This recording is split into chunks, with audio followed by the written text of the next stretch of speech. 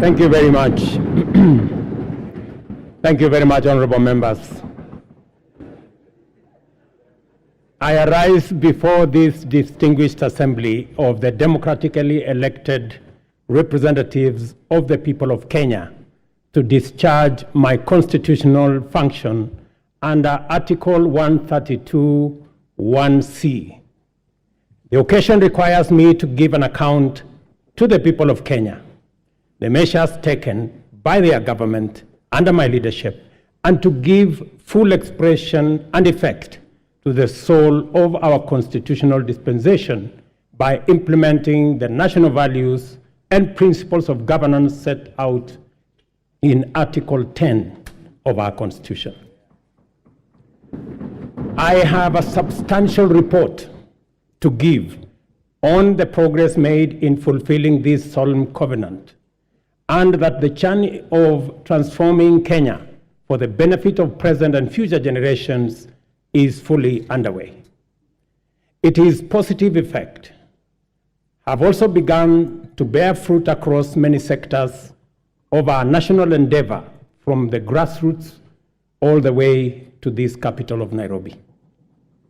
On the 13th September 2022, last year, when I took office, I undertook to ensure the urgent transformation of our economy and to stop and reverse the negative trends of runaway unemployment, yawning inequality, and widespread poverty, which have denied Kenyans their dignity and extinguished their dreams. The mass appeal of the bottom-up economic transformation agenda was due in large part to the fact that its development and articulation, as well as its content and implementation strategy, represented our national values in action.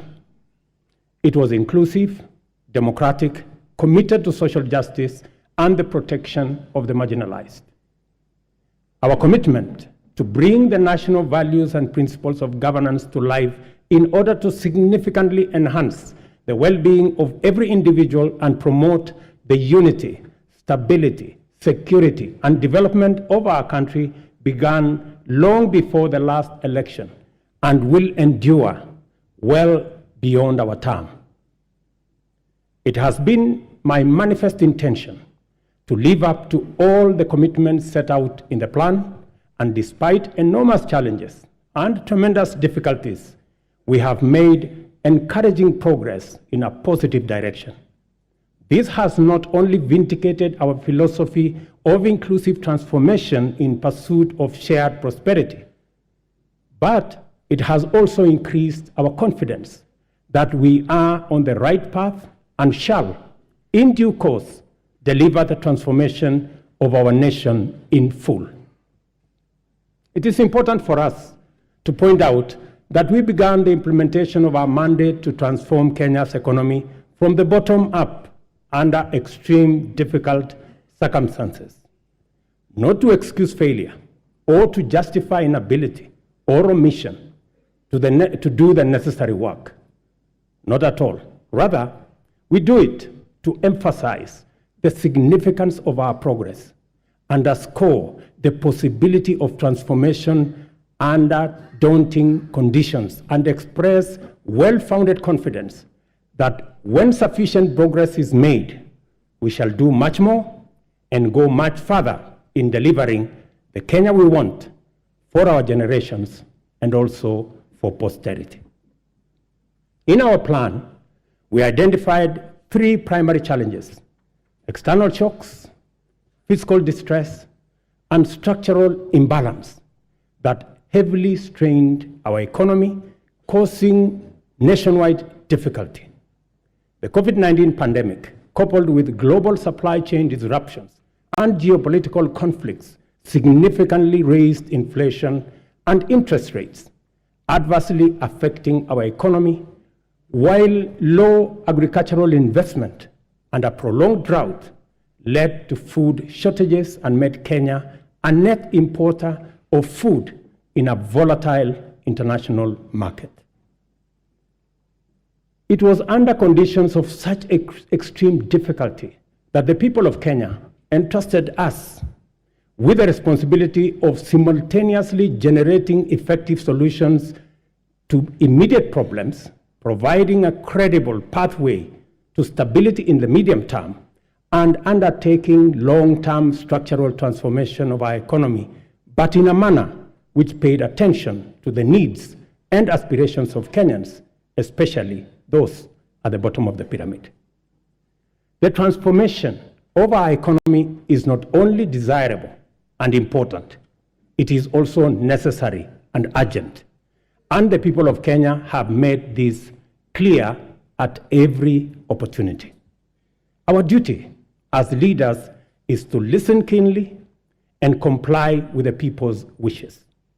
Kenyans want to proceed in a new direction and demand a new conversation that puts ordinary Kenyans, the mama mboga's security, well-being, interests, and aspirations at the front and center of all policy and governance discourse. Citizen freedoms and fundamental rights lie at the heart of enterprise and democracy. Accordingly, our governance system must be fit for purpose, able to protect people and their belongings, safeguard freedom, facilitate democracy, and promote market efficiency. To do this, law enforcement must be robust, judicial integrity, efficiency and independence, absolute, and the right to the protection of law non-negotiable and impartial. Our police service and other actors in the justice, law, and order chain, including the judiciary, must therefore be professional, independent, impartial, effective, and inspired by national values and principles of governance. In keeping with our promise to the people of Kenya, I signed important instruments on my first day on duty. Among them, the delayed appointments of 6 judges to the Court of Appeal as recommended by the Judicial Service Commission. Enhanced allocation through this House to the judiciary by 3 billion Kenya shillings. Designated the Inspector General, who is sitting in this House as the accounting officer of the National Police Service to enhance police independence, and subsequently appointed a task force led by the former Chief Justice David Maraga to review the terms and conditions of service of members of the National Police Service. This was necessary, members, so that we can cement our place as a nation on the firm foundation of the rule of law. Together with the people of Kenya, we have changed everything. We have transformed the national political conversation from personalities to issues, from regional or ethnic largesse to opportunities for all our young people, from divisions to inclusion, and from status quo to the bottom-up economic transformation for shared prosperity. To date, Kenyans remain fully seized of the agenda, engaging vigorously and with unrelenting focus on expanding agricultural productivity to deal with the cost of living, affordable housing to create enterprise, jobs, and dignified dwellings, universal health coverage for a healthy, productive nation, and digital transformation to create e-commerce, create jobs, and make government efficient, effective, and accessible, especially government services. Also, fintechs, including the Hustler Fund, have benefited from the space around technology and the digital transformation. By virtue of the internal coherence of our constitutional dispensation, national values and principles of governance set out core directive precepts whose observance imbues every decision and action with implicit constitutionality. To the extent that our plan is aligned with Article 43, the implementation of the bottom-up economic transformation agenda is a program to intensify the actualization of national values with a special focus on citizens at the bottom of the pyramid. From the first day in office, we have worked hard every day to move our agenda forward amid many challenges to forge a path in the direction of progress. This is the essence of our commitment, to make progress despite challenges and move forward by overcoming great obstacles. We must never be defined by our problems, and Kenya's destiny cannot be derailed by our challenges. Honorable members, the cost of living is not an abstract phenomenon. It is a reality experienced by households, which can be addressed through practical action and effective measures. One of the most salient interventions in addressing the high cost of living is the strategy to support agricultural production throughout the sector, ranging from food and cash crops as well as livestock value chains. I am committed to put the shame of hunger behind us once and for all. We rolled out a countrywide farmer registration and fertilizer subsidy program that has made available 5.5 million bags to farmers across Kenya. We have progressively reduced the cost of fertilizer from 6,500 to 2,500, increased maize acreage under production by an extra 200,000 acres this year, and enhanced maize production by an additional 18 million bags this year. As a result of these interventions, today, a 2-kilogram packet of maize flour is selling at a low of 145 and a high of 175, depending on the brand you buy, down from 250 shillings a few months ago. The famous gorogoro of maize is selling at between 60 and 75. Honorable members, you know how much it costed a few months ago. We have also established 22 new fish landing sites in 9 counties in Nyanza and the Coast region.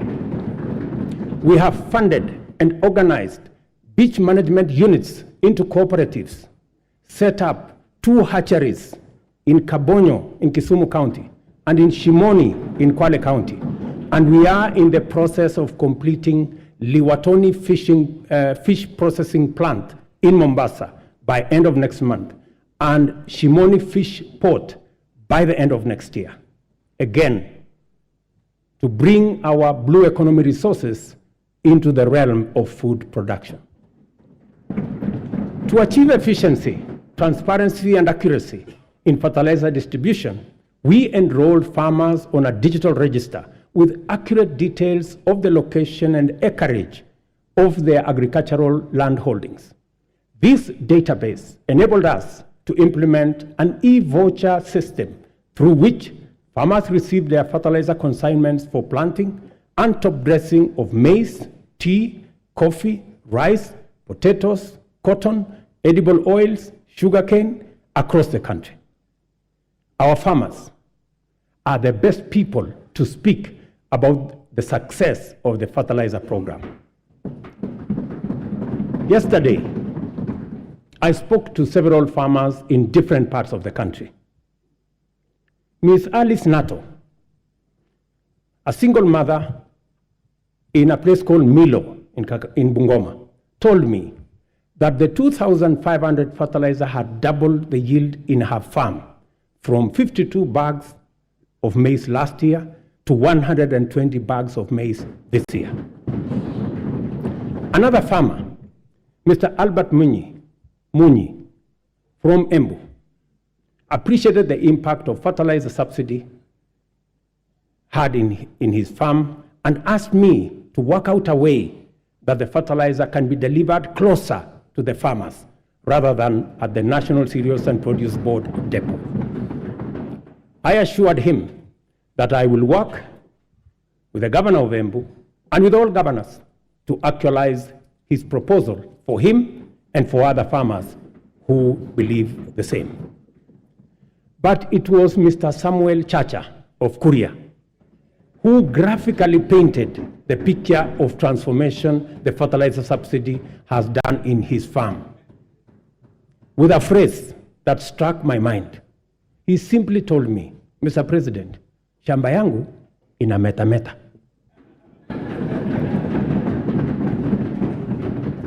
Further, we have made adequate arrangements, including investment in necessary infrastructure to facilitate post-harvest management and to prevent post-harvest losses. 17 certified warehouses jointly managed by the National Cereals and Produce Board and the private sector owners with a combined capacity of 365 metric tons or 4,090,000 kilogram bags have been prepared in the maize growing areas. The National Cereals and Produce Board shall provide a subsidy maize drying service to farmers at a fixed cost, as was announced by the Minister, of Kenya shillings 70 per bag, which is a significant improvement from the previous rate of Kenya shillings 350 per bag. Yesterday again, the first consignment of the 100 mobile dryers this House facilitated my administration to buy for use by our farmers. I announced to you yesterday the first consignment of the dryers docked in the country. Additionally, we are enhancing dairy productivity for better farmer returns. The government, working with milk processors, and I had a long conversation with them in Nakuru, we are mapping the country to ensure coolers are supplied where they are needed. Soon, farmers will be paid based on milk quality, boosting incomes, and they can also enjoy global market access. Our reforms in the coffee sector are bearing fruit, with our farmers set to earn 4 times advance pay for their crop from a low of 20 to now Kenya shillings 80, following the allocation of Kenya shillings 4 billion from the Coffee Cherry Fund that was ably facilitated by this House. Coffee reforms regulations will give farmers the necessary representation and weight at the national coffee auction. It is my intention to make sure that the auction operates with farmers at the center of it. These measures are expected to aid ongoing efforts, including expanding production to new counties and double coffee output in the next 4 years.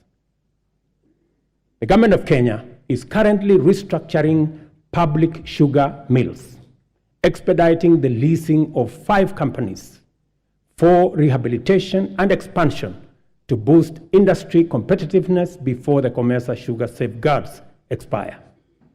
The objective includes creating a competitive sector, raising farmer incomes, and enhancing productivity. This House agreed with my cabinet that we waive Kenya shillings 117 billion non-performing debt for government-owned sugar factories, for which I am grateful to this House. This House also approved 1.7 billion shillings that will go into paying farmer arrears and other complications that arose out of the challenges our sugar sector was facing. I want to promise this House that in the next couple of weeks, we shall be dispersing that money so that farmers in the sugar growing area can go home for Christmas with their money. As earlier indicated, our public borrowing had long crowded out the productive sector from the financial markets, raising the cost of credit and slowing down trade and commerce. As I told Kenyans on my first day in office, times were difficult and many people are struggling, and necessary and effective sustainable solutions were urgently needed. We must admit, honorable members, that as a country, we had been living large and way beyond our means. The time has come, therefore, to retire the false comforts and illusionary benefits of wasteful expenditure and counterproductive subsidies on consumption, by which we dug ourselves deeper into the hole of avoidable debt. The new direction may not be easy, but it is ethical, responsible, prudent, and most importantly, necessary. We've had to take hard decisions and make painful choices because we owe it to the people of Kenya to do the right thing and to confront facts as they are without flinching or equivocating. We have worked hard at home and abroad to mobilize a broad coalition of bilateral development partners. Many of them, I see them in this house, multilateral development banks and other agencies, which have rallied to pull our country back from the brink of debt distress and set us today firmly on the path towards sustainable economic growth. Our efforts to stabilize the situation have yielded such progress that next month, in December, we will be able to settle the first Kenya shillings $300 million or 500 billion Kenya shillings installment of the US dollars 2 billion Eurobond debt that falls due next year. I can now confirm with confidence that we will and we shall pay the debt that has become a source of much concern to citizens, markets, and our partners.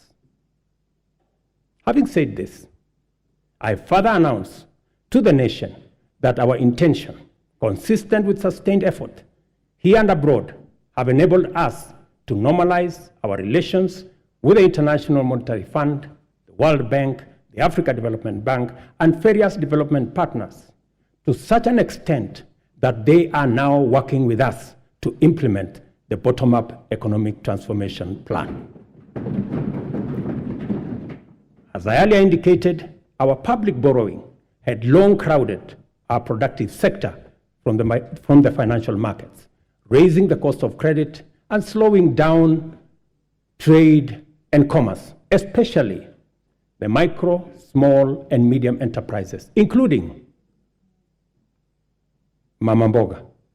Consequently, many enterprises and entrepreneurs were referred for blacklisting by the credit reference bureaus, where 7 million borrowers were listed by last year.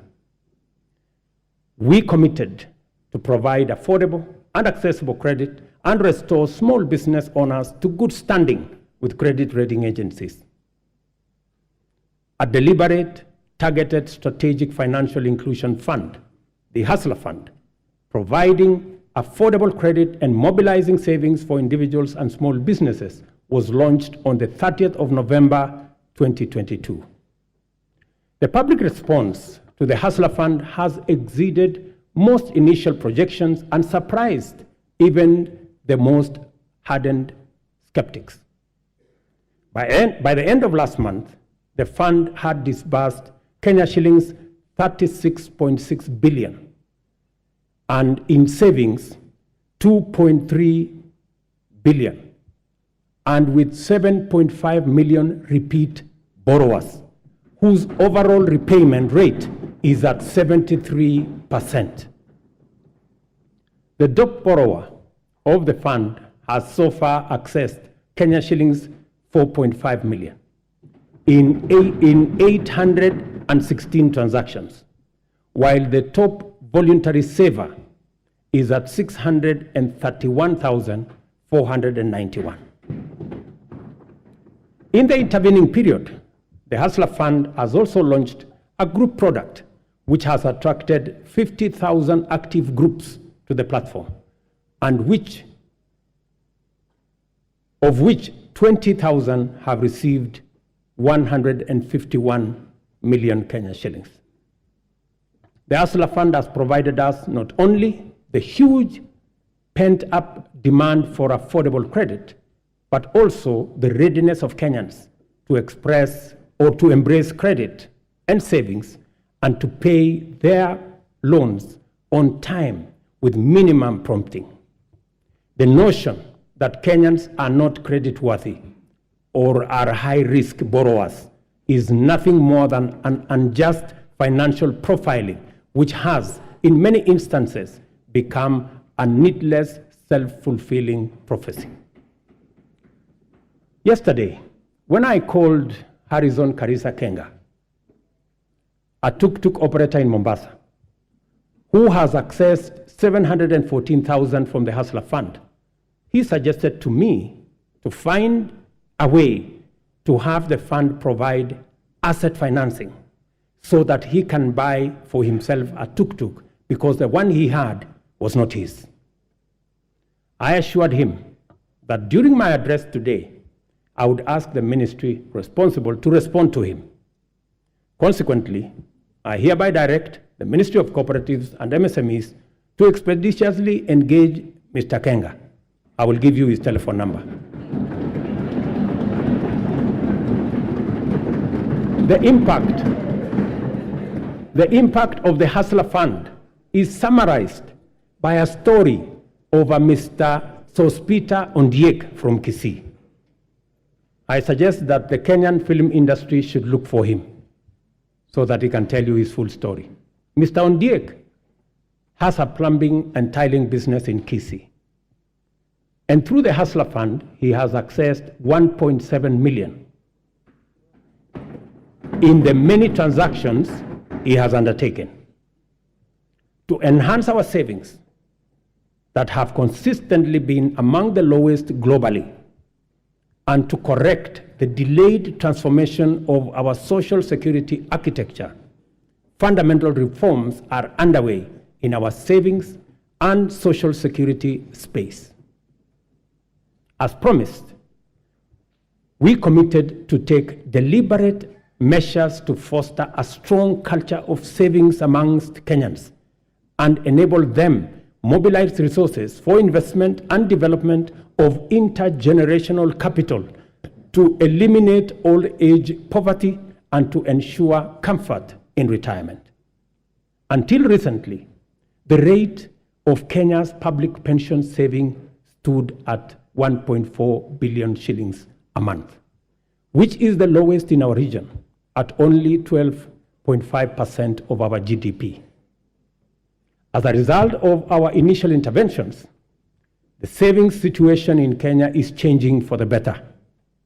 Contributions, honorable members, to the National Security Fund have grown from 1.4 billion shillings in January to 6.5 billion shillings every month, this month.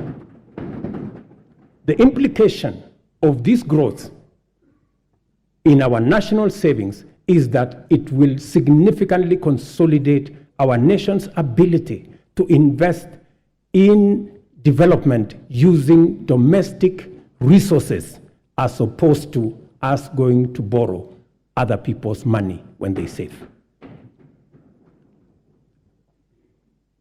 Honorable members, majority of Kenyans live in their own rural homes, even though many experience land and settlement challenges, including landlessness, insecure land tenure, and perennial squatter problems.